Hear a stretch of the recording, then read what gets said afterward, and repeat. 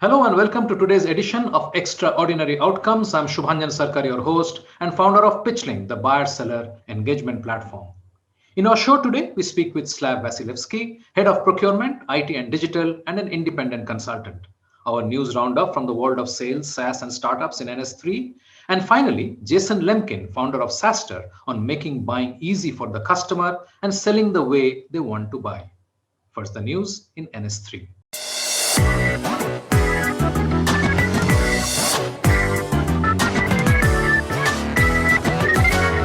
In this bulletin, global venture funding hits all-time record high of $125 billion. Cred's valuation soars to $2.2 billion after fresh funding. Loopio announces $200 million investment. Coinbase's direct listing to drive cryptocurrency innovation. In the first quarter of 2021, global venture investments reached $125 billion, a 50% increase quarter-on-quarter and a 94% increase year-on-year.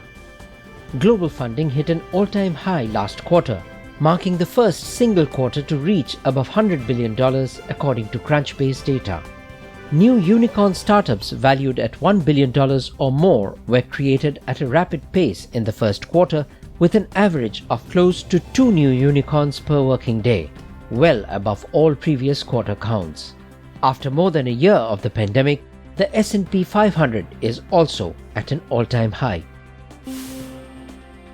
Bengaluru-based credit card repayment platform Cred has concluded its Series D funding, raising $215 million in a round co-led by Falcon Edge and Coatue Management. DST Global, RTB Global, Tiger Global, Green Oaks Capital, Dragoneer Investment Group and Sofina also participated. The new round gives the fintech firm a post-money valuation of $2.2 billion. Cred has grown rapidly over the past 2.5 years, handling 35% of premium credit card holders and processing 22% of all credit card payments in India on a monthly basis. Loopio, the leader in request for proposal response software, received a strategic investment of $200 million from Sumeru Equity Partners and Affiliates, a technology investment firm that provides growth capital and operating expertise to enterprise technology companies. Loopio's platform is used by more than 1,000 world-leading companies to streamline their RFP response process, improve sales efficiency, and unlock growth opportunities. This investment will enable Loopio to continue evolving its RFP response technology and better support sales and proposal teams worldwide. Coinbase is slated to enter the public markets via direct listing on April 14th, a watershed moment for the cryptocurrency and blockchain world. Coinbase, founded in 2012, enables traders to buy and sell Bitcoin. Companies like Robinhood are hot on Coinbase's trail. Coinbase has raised $547.3 million in known venture-backed funding, according to Crunchbase data. However, the company hasn't announced new VC investment since 2018, when it closed a $300 million Series E round of funding led by Tiger Global Management. Thank you for watching. All links are also available in the show notes.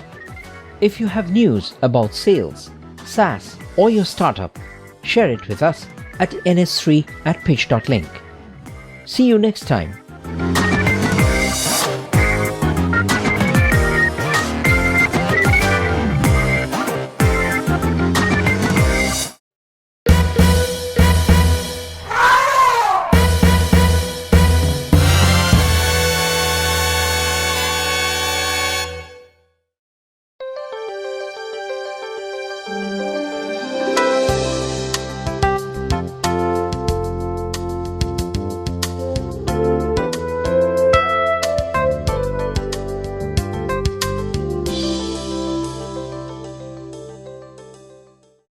Meet Slav Vasilevsky, Head of Procurement, IT and Digital, Sourcing Strategy Expert, Category Lead, Community Builder, Consultant and Advisor. He's a seasoned thought leader with end-to-end exposure to sourcing, procurement, contract negotiations, vendor management in FMCG, food, banking, and life sciences. Slav has over 20 years of experience. He holds a Master of Business from Royal Melbourne Institute of Technology and studied digital transformation at Columbia Business School. Slav has previously worked at Syngenta, ANZ Banking Group, and L'Oreal. He is an expert in acquiring, implementing, and running technology and managing technology vendors. Slav's latest experience is with the Digital Procurement World, a global digital procurement event which took place in Amsterdam recently, where he has mentored a team at the hackathon. His team was awarded a second prize for the concept of circular sourcing. Now on to this insightful conversation with Slav Vasilevsky. Slav, welcome to the show. I'm delighted to have you here and tell us a bit about yourself and so listeners get to know who I'm speaking to. Thank you, Shubhanjan. Thank you very much for inviting me in the first place. And I am delighted to be here and talk about whatever we end up talking, but primarily about the relationship between the buyers and sellers, who and how educate each other.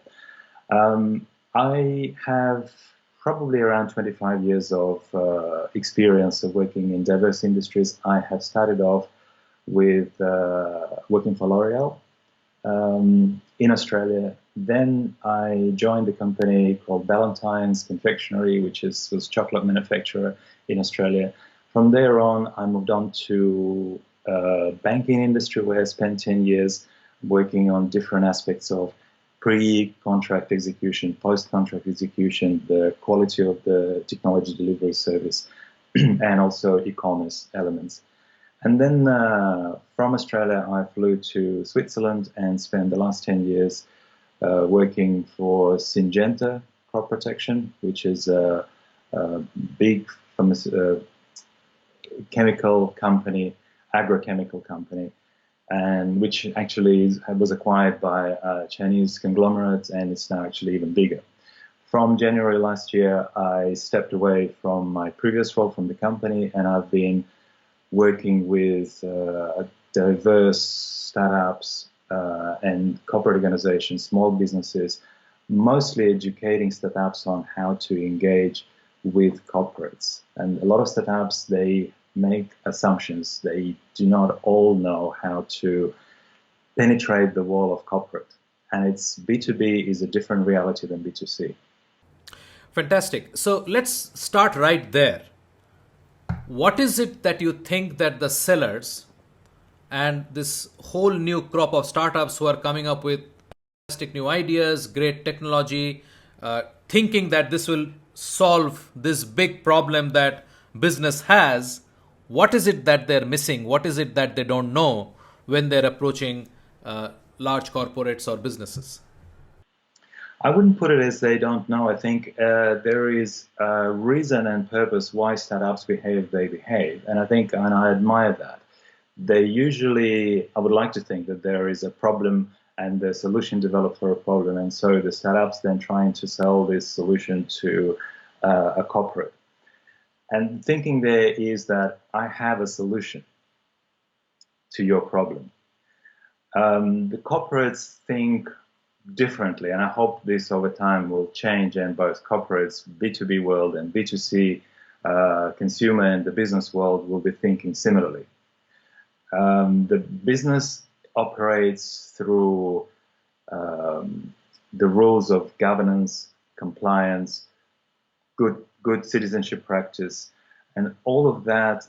I noticed that most startups do not realize that there is processes of how corporates buy, how corporates engage with the startups.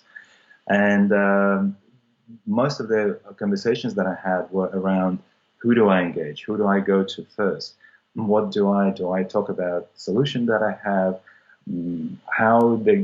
even the simple understanding of how corporates structured is probably, in a lot of cases, I suggested, try to understand the different parts of the organization, because for you to understand, is your solution for procurement, is your solution for HR or any other parts of the organization, you need to know which part of the corporate you're addressing.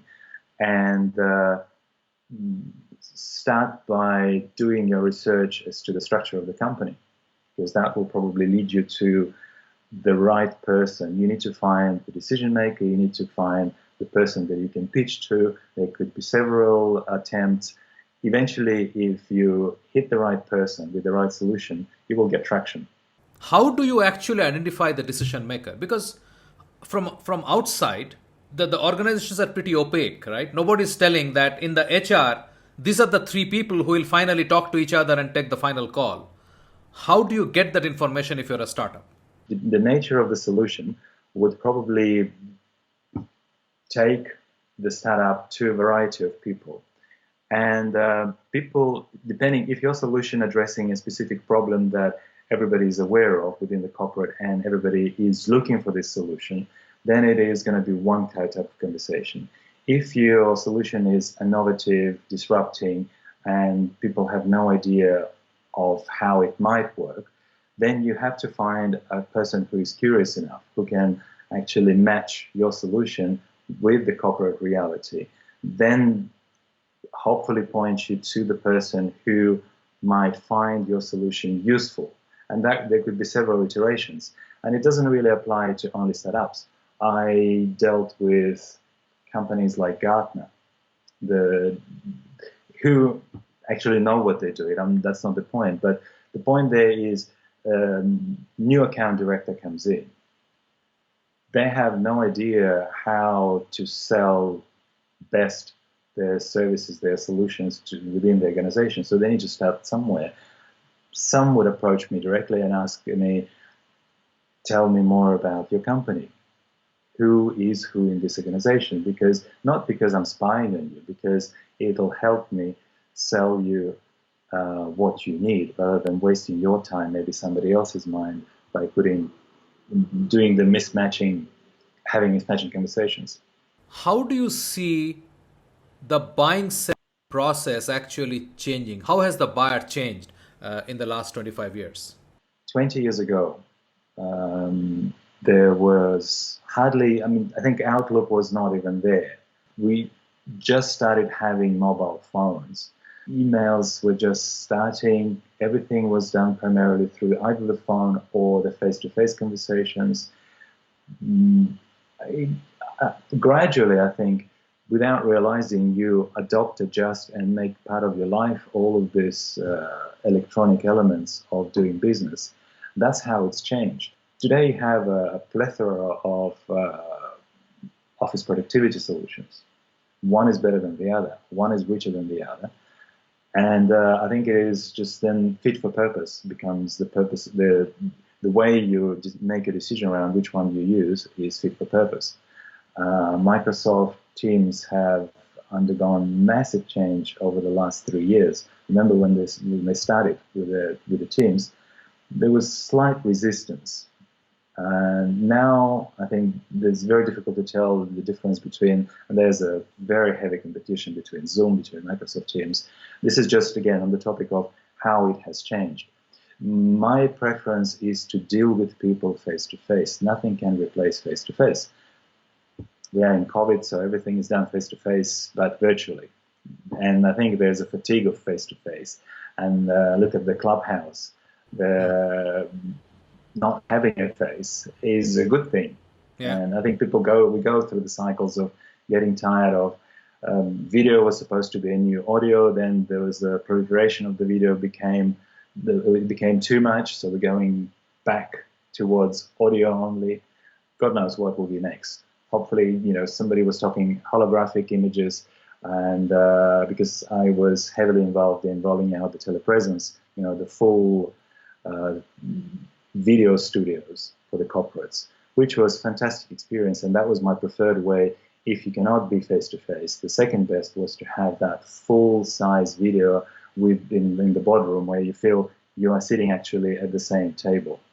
The whole buyer-seller relationship 20 years back was sort of skewed to the seller, because the seller, by the nature of the job and the nature of the role, had always had more information than the buyer, right? This is the pre-internet days. Mm-hmm. The internet, like democratizing a lot of things, also democratized information. And what it did was this information asymmetry, which was sort of working in favor of the sellers because they could selectively share or withhold information and thereby sort of manage their own and the buyer's expectations and so on, is now gone completely. And not only that, the buyer is far more informed today than the seller is. How is that impacting the buyer's behavior and the way the buying process is evolving? I think the quantity can never replace the quality. That would be the short answer. The fact that the buyer has various sources and overabundance of information, I think sometimes plays against the buyer because there's only so many hours in the day. And as a buyer, you might be managing multiple contracts, so several categories and multiple suppliers. How do you dedicate time and how much effort do you need to process all this information? That is the big question. So it is, I think the progression of it was good, democratizing the information and knowledge and creating a parity between buying and selling side. It's all good. But I think now it's coming to the point where both seller and the buyer, they have too much information and it's not enough. It's continuously growing because we're creating new data points to collect more information. I think the difference between then and now is the availability of technology that is capable of processing that information on our behalf. And I think that is the huge game changer that is coming. Hopefully it is already here, that is capable of scanning all sources of information, extract the needed information, process it, and ask and answer your question, so what? Because that's often what I'm personally struggle. You get bombarded with so much information from a supplier, from the market research company, or from your own research. But you need to be able to answer the question, so what? What does it mean to me? What decision do I need to make? And I think, the volume of the information makes it impossible sometimes. You get into the analysis paralysis, so to speak. So having the augmented decisioning by machine learning, artificial intelligence, I think it's a good thing. Going beyond that, I don't know. I'm still in two minds because there's ongoing debate around humans better or machines are better. Will the machines take over? Can they take over, especially in the buying space, which is negotiation? Negotiation to me, especially at high risk and high value, is about relationship. And machines may struggle at this point. Has the equation changed? I mean, I understand the onslaught of lot of information is posing different challenges, but fundamentally, has it changed the equation between the buyer and the seller? That's question number one. And question number two is, if we accept that a pure form technology is not available, which can actually independently interpret data that is already there and spit out a so what answer, what are buyers doing today to make sense of the quantum of information? So how are you managing it today? How are organizations managing that today? And B, how has it changed the buyer-seller equation? I think the first question is easier because my simple answer is going to be no, it hasn't changed. And I think it is not, it is my perception rather than reality, because as a buyer, I always guess what it is that I don't know about the supplier. There's some objective information or some financial information available that I can verify, check, go to Dun & Bradstreet, go to Gartner, IDC, and so on. But there are internal workings of that organization, internal decision-making, and the internal pressures that I may not be aware of. And that always be a mystery to me as a buyer. As much as I would like to say and to think that I have 200% of everything that's going on in the company, I don't think it is possible. The second question, the availability of information, I think dealing with information, we have adapted to this by creating trusted channels. Market research company is the first place of call for me after I have received the request to buy a good or a service. I want to request my trusted parties to tell me give me the slice of the market for this product or service. Tell me who the best company, or who should I engage with, the top 10, top 6, the shortlist, who I request the information. I think that was probably best practice, let's say, in the last 10 years. The last few years, I see this changing, because all of a sudden I don't want to be limited by just the 10 suppliers or 20 suppliers. I want to invite all of my suppliers to participate in my events, because there could be some suppliers that I don't know of that can deliver the value that I'm aware of to my deal. And availability of the technology that can scan and process that information from unlimited number of participants is my next best practice. So you just mentioned a market research company. Mm-hmm. So what kind of role do these supplemental services, which help you augment your understanding of a huge quantum of data, how does that work? How do external advisors that you can typically hire, what we call subject matter experts? Oh, I'm going to buy a CRM and I'm going to buy it for a bank, but I know there are these 3 guys who are basically experts in banking CRM softwares or ERP softwares. I'll talk to them or hire one of them to advise us through this process, right? Mm-hmm. So these people. And third is this rise of the new generation review sites, right? Like G2 and Capterra and so on. Where do each of these fit into the buying decision-making process? The reason why we created these trusted third parties is to save time. And we have the relationship. We often pay for that relationship. It is not a free-to-all.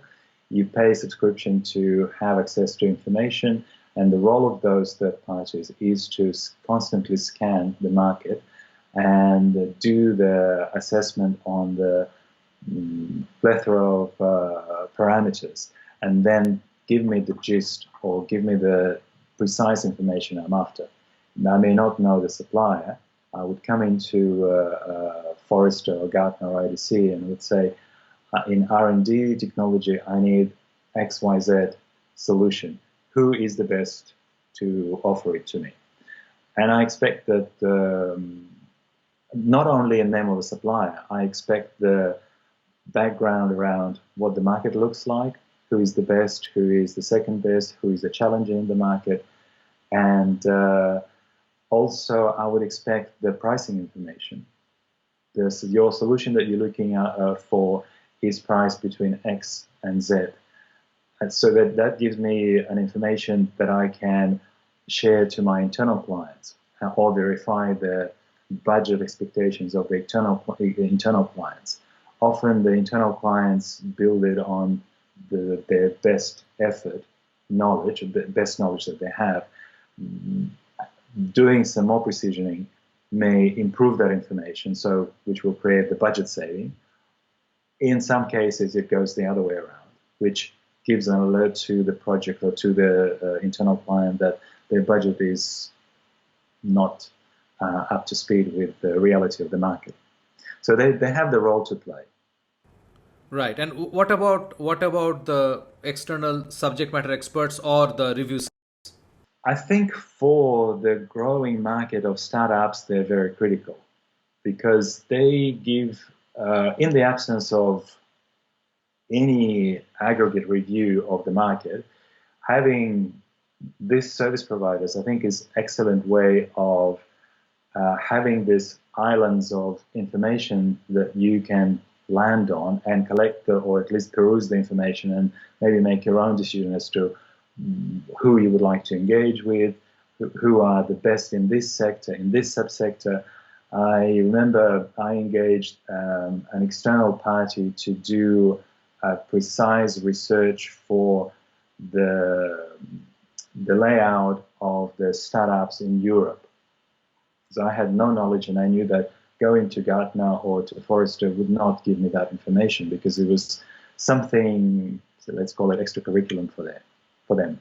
There's certainly a proliferation of startups, and with startups they come with services that offer you to matching services, which 2 years ago I didn't know there were matching services. If I need to find a startup, I don't need to go to Gartner. I just need to pay X $1,000 to a company, and they will match my needs with the specific skills of the startups, or they will create a specific team for multiple startups for your needs.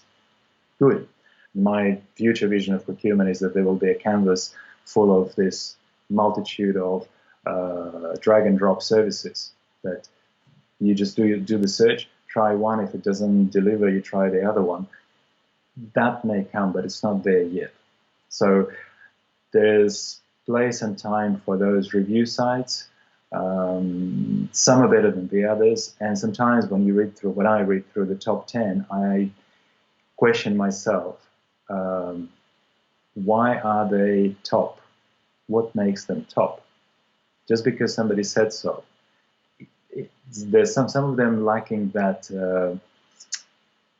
substance or factual information to explain to the audience why you should go to this top 10 and not to the other, below, at least below. How much of the decision making is influenced by the informal discussions that procurement professionals are having outside of their organization with peer groups from other organizations? It is a way of verifying your thoughts, suspicions, and your own perceptions of certain suppliers, because you would ask the questions: how do you go about engaging with this supplier? How do you feel working with XYZ? Do you get the value that they promise? You've implemented this solution. We have had it at the CPO level, at the center of expertise level, at the pure I connected with my peers in Roche and Novartis to understand what they're doing and how successful implementation of some of the technologies has been. And I think there's quite a bit of value there, because it's difficult to transpose that value onto your organization. But certainly when you hear that some automation exercise didn't go well because it took, instead of 3 months, a whole year, and it cost twice as much, and in the end it didn't deliver what they were expecting it would deliver, that you then start questioning, okay, you wouldn't question that the market is not ready for that, but you would be probably well prepared and ask relevant questions to the suppliers when you engage with them. So I see it is valuable, but not as valuable as formal market channels that you have. Your trusted channels, you trust them because they themselves have this governing channels to make sure that they're equitable, that they're fair, that the information is factual, and everything is above the board. So you don't even question those things. When you go to the informal circles, there is always the thought at the back of my head: is it a personal perception? Is it a representative perception or information, an opinion of the entire organization? How do I treat this information? So it's end up treating it as it's the personal, somebody shares personal view, so you take it as such. What do you see is the future of procurement? Because as we all know, 20 years back, procurement was the negotiation guys, right? So the decisions were made. Their job was to go and beat down the price to the least possible. From then, a lot of things have happened. A lot of changes have happened. So where do you see procurement going from where it is today, say in the next 5 years? I think 5 years' time is such a short period of time that what we see today, this procurement is full of transformation and transitioning right now. And I've spoken to some CPOs over Christmas time, and feedback that I received was that I have implemented my P2P solution. I have collected the low-hanging fruit as far as what digital technology could offer me at this point. I am now in the process of focusing on sustainability, which sustainability is a very big topic, and I think it's rightfully so. Yeah. And I think so, if anything, we would see the proliferation of technology addressing the sustainability more so than just digital, generic digital, with the flavor of AI or mobility or big data. I think that has to become more precise and has to talk to specific needs of procurement. And I think where I see this need, and being for a number of years very actively addressed, is the sustainability and sustainability issues of every value chain. So you said that 5 years is too short. So let's go long. You tell me, where do you see it in the long term, which is, I'll let you decide the period that you want to talk about.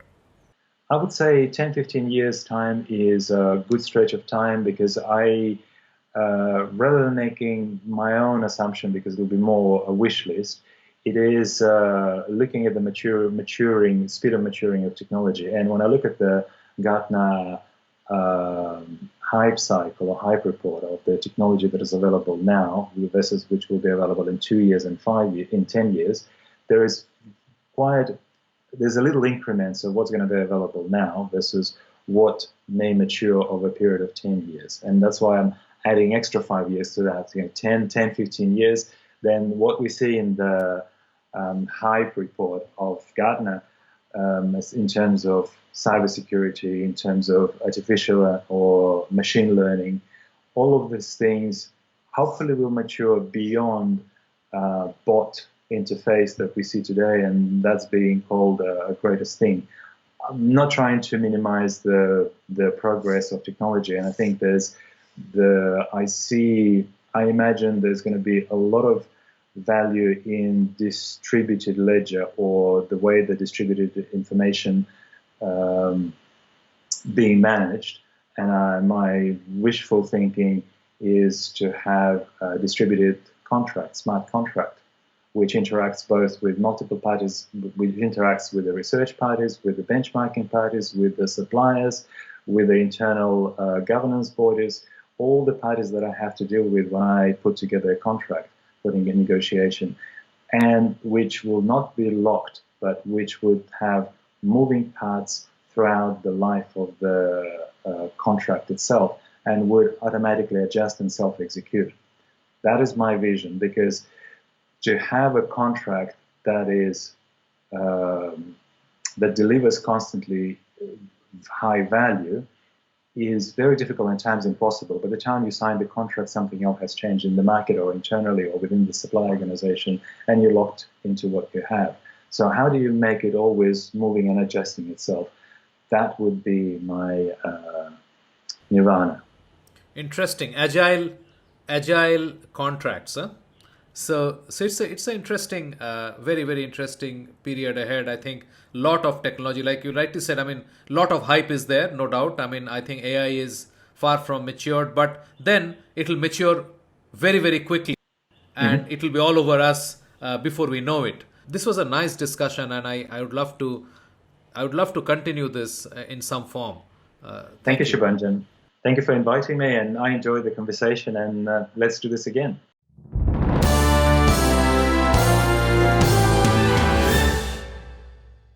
Meet Philip Hudson, the founder and managing director of Art of Procurement. Art of Procurement provides procurement leaders with the insights, resources, and expertise they need to drive company growth. Most things that an organization buys, they don't buy it every single day. They'll be buying it once every 3 years or once every 5 years, or whatever the time frame is. And so you look at the ROI on having your own internal expertise in that. most companies, and again, there's always those that are outliers, the biggest companies in the world, they can afford to have somebody who's an expert in at everything that they buy. Most companies can't, so they'll just have generalists. Those generalists don't have access to all the market insights and data to actually help them make those decisions. And that data can be expensive. And so I think it's just a natural way that the community comes together, or a group of people come together to help each other when they don't have all the information.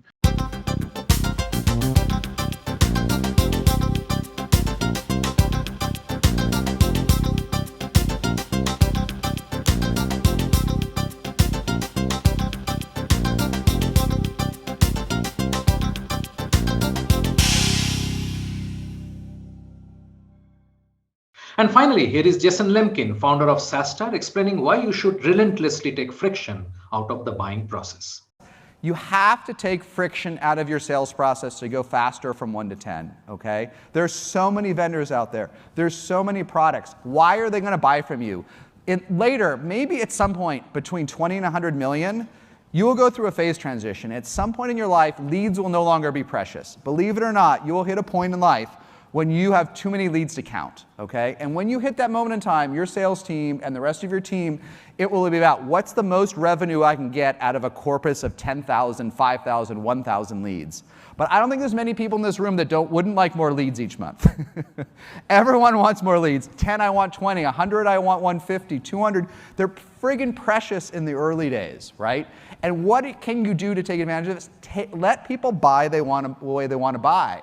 And this was something from Okta. In enterprises, the average Okta enterprise customer today has deployed 163 SaaS apps. This is what Okta says, who has the best data. For SMBs, maybe it's 70 to 80, depending on your data source. Your customers have already bought 100 B2B apps. They know what you should cost. They know what they think the value is. They know whether they want a free trial. They know whether they want a pilot. Just do it the way they want to do it. If I've bought 163 SaaS apps and I paid $20,000 for an app that looks and feels like it provides the same value as you, just charge me $18,000. It'll be a good deal. Charge me $40,000, it's too much. But customers are smart, so think about what you would want to do if you're buying an app today. Like, for example, when Slack's, and many developer tools do this, but Slack still today, except for its biggest accounts, auto downgrades. How many of you liked a downgrade? Nobody. I mean, it's so hard to close a customer for $100 a month, $500 a month, $800 a month. But imagine if you bought an app, you knew you weren't going to get ripped off. You knew that if you only used half the seats, your bill would go down. Would you stay with that vendor longer? Of course you would. Do watch the whole video. There are lots of ideas packed into 7 minutes there. We'll send the link your way in our EXO newsletter tomorrow. Hope you enjoyed the show today. Thank you for watching. Until next time, stay well and convert more.